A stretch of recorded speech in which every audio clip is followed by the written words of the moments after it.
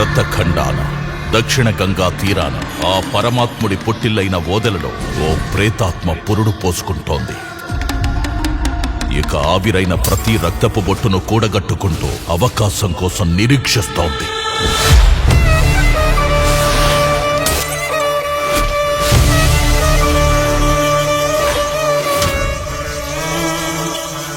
తిరుపతిగాడు సచ్చిండు కానీ వాడి ఆత్మ బతికే ఉంది. దయ్యాల పేర్లు చెప్పి నమ్మించాలని చూస్తున్నావా?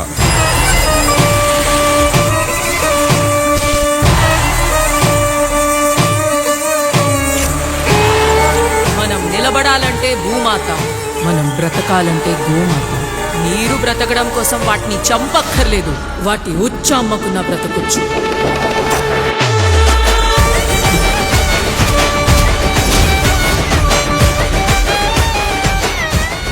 ఇప్పటిదాకా ఆయుధాలతో గెలిచిన యుద్ధాలు చూశారు, కానీ కలియుగంలో మొట్టమొదటిసారి తన నాలుక మీదుండే పంచాక్షరియే ఆయుధం కాబోతోంది.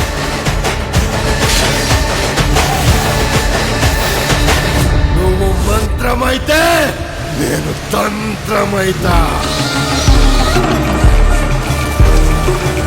విషపు గాలినై ఓదలను చుట్టేస్తా. గరల కంటున్నై ఆ విషాన్ని మింగేస్తా.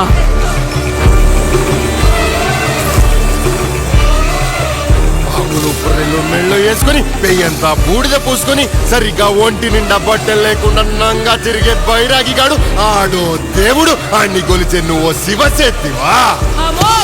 शैतान के सुवर అయోధ్య, మధుర, మాయా, కాశీ, కాచి, అవంతిక వంటి సప్త మోక్షపురులలో సాధన చేసిన దాంతో సవాల్ వద్దురా సైతాన్. రౌద్రమే కణం రణం విచిత్రమే విశేషణం విధ్వంసమే విజృంభణం దీప్త దీప్త దివిత మృత్యుఘోషం అంత్యమే అమానుషం ఆపణం అసంభవం అవతారమే అగోచరం భువన గగన ఘోర ఘర్షణం.